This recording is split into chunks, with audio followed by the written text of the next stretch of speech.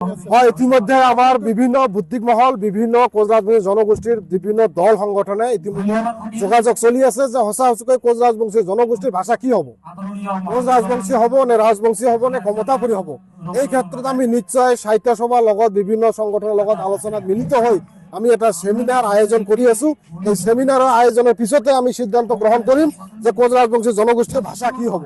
R এই সেমিনাৰেৰ দিনাখনে আমি গ্ৰহণ কৰিম যে কোচরাজবংশী ভাষা এই যেটো মানে আপোনালোকক জনা হ'ব যে সেইটোই আমাৰ ফাইনেল ভাষা হ'ব। আৰু ইতিমধ্যে কোচৰাজবংশী জনগোষ্ঠীৰ যেটো জাতি গঠন প্ৰক্ৰিয়া ইতিমধ্যে স্টাৰ্ট হৈছে, গাঁৱে ভূঞে আমাৰ চলি আছে প্ৰচেছ। কিন্তু মেইনলি আমাৰ কি আমি দুখ পাই আছো যে আমাৰ চৰকাৰখনে বা বিজেপি চৰকাৰখনে বিশেষকৈ কোচৰাজবংশী জনগোষ্ঠীৰ যিধৰণে ভূমিকা গ্ৰহণ কৰিব লাগিছিল এই ক্ষেত্ৰত গ্ৰহণ কৰা নাই। আৰু ইয়াৰে যেহেতু আজি আমাৰ ইয়াৰে নিজৰ অসম সমষ্টি আমাৰ মন্ত্ৰী অশ্নি ৰায় চৰকাৰ ডাঙৰীয়া তেখেতে যেহেতু ইয়াৰে আমি পাগলাহাট অঞ্চলত আজি যি কেন্দ্ৰীয় প্ৰতিষ্ঠা দিৱস আয়োজন কৰিছো তেখেতক আমি ইনভাইট কৰিছিলো, কিন্তু কালক্ৰমত বাজেট সেশন চলি থকা অৱস্থাত তেখেতে আহিব নোৱাৰিলে।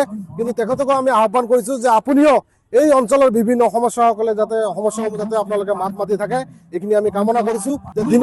দিনৰ পিছত দিন মূল্য বৃদ্ধি হৈ আছে, আমি বিভিন্ন সময়ত বিভিন্ন আমি আৱাজ উঠাই আছো যে মূল্যবৃদ্ধিৰ কাৰণ ক'ত, মূল্যবৃদ্ধিত আমি ষ্টাডি কৰিব লাগে যে মূল্যবৃদ্ধি ক'ত হৈছে।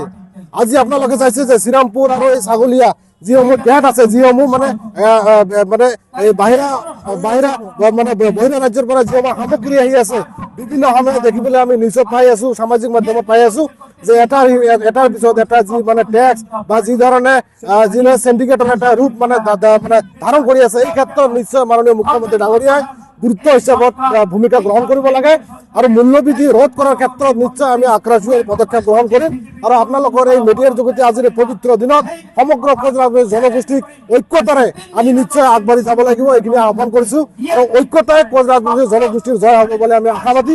আৰু ভাষাৰ ক্ষেত্ৰত বিভিন্ন দেখা গৈছে কোচৰাজবংশী জনগোষ্ঠীৰ বিভিন্ন মতবিৰোধ দেখা গৈছে।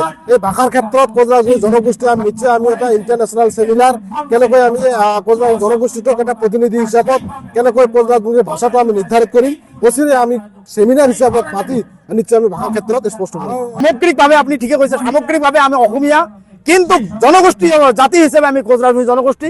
আৰু ভাষা হিচাপে আমি লিখিব লাগিলে হলে আমি ৰাজবংশী ভাষা হিচাপে আমাৰ জাতি পিয়লত আমাৰ লিপিবদ্ধ কৰিব লাগিব। এইখিনি আপোনাৰ জৰিয়তে নিশ্চয় আমাৰ সাহিত্য সভা আছে, সাহিত্য সভা বৌদ্ধিক মহল আছে, নিশ্চয় এই বিষয়ে নিশ্চয় সিদ্ধান্ত লোৱা হ'ব।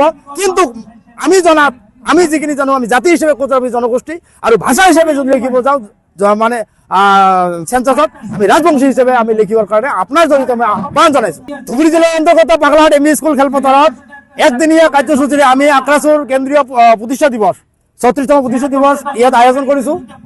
সেই উপলক্ষে দিনজোৰা কাৰ্যসূচী আমাৰ ইতিমধ্যে আমাৰ চলি আছে, ইতিমধ্যে আমাৰ খোলা সভা চলি আছে। এই খোলা সভাত অৰ্থাৎ মুকলি সভাত আমাৰ বিভিন্ন অতিথিসকলক আমন্ত্ৰণ কৰি আনিছো। এই অতিথিসকলৰ মূল্যৱান আজিৰ দিনটোত যিহেতু আক্ৰাসুৰ আজি ফাউণ্ডেশ্যন ডে, এই দিনটোত আমাৰ বিশিষ্ট ব্যক্তিসকল আক্ৰাসুৰ জন্ম লগ্নৰ পৰা আমি এই জাতিটোৰ ক্ষেত্ৰত উন্নতিৰ তাগিদাত আমি যিখিনি আমাৰ এই আক্ৰাসুৰ জন্ম দিয়া যিখিনি মহান ব্যক্তিসকল আছিল, যি উদ্দেশ্য আছিল সেই উদ্দেশ্য বাস্তৱত পৰিণত কৰাৰ কাৰণে আমাৰ আক্ৰাসুৰে পৰিকল্পনা মানে বদ্ধ। আমি আক্ৰাসুৰে আমাৰ অনাগত দিনত যিসকল মহান ব্যক্তি আক্ৰাসুৰ জন্ম দিছিল যি উদ্দেশ্য লৈ, সেই উদ্দেশ্য যাতে আমি বাস্তৱত পৰিণত কৰিব পাৰো তাৰ বাবে আমি অহৰহ চেষ্টা কৰিম। আৰু অনাগত দিনত আমি আক্ৰাসুৰে আমাৰ জাতিটোৰ কাৰণে যি আমাৰ উদ্দেশ্যৰ লক্ষ্য, সেই উদ্দেশ্যৰ লক্ষ্য যিমান দিনলৈকে আমাৰ সাকসেস নহয় বা সফলতা নহয় বা আমি বিচৰা ধৰণে যদি আমি নহয়, তেনেহ'লে আক্ৰাসুৰে অনাগত দিনত দুৰ্গা পূজাৰ আগে আগে আমি আক্ৰাসুৰে বিশেষকৈ আমি কাৰ্যসূচী আমি হাতত ল'ম। সেই কাৰ্যসূচী বিশেষকৈ ছাগলীয়া আৰু শ্ৰীৰামপুৰ এই দুটা ঠাইতে আমি কাৰ্যসূচী হাতত ল'ম। আমাৰ সভাপতিয়ে নিশ্চয় এই কাৰ্যসূচী ঘোষণা কৰিব, হয়তো আজি ঘোষণা কৰিব। আমি সেই কাৰ্যসূচী আমাৰ ৰাইজক মুকলি সভাৰ জৰিয়তে আমাৰ ৰাইজক সকলোকে আমি আহ্বান জনাইছো, আমাৰ এই কাৰ্যসূচী সকলে হিন্দল ভাঙি আহি আমাৰ কাৰ্যসূচী সফল হয় তাৰ কাৰণে আমি আপোনাৰ জৰিয়তে আহ্বান জনাইছো। যিকোনো খবৰৰ বাবে যোগাযোগ কৰক 9181307221 আমাৰ এই নম্বৰত।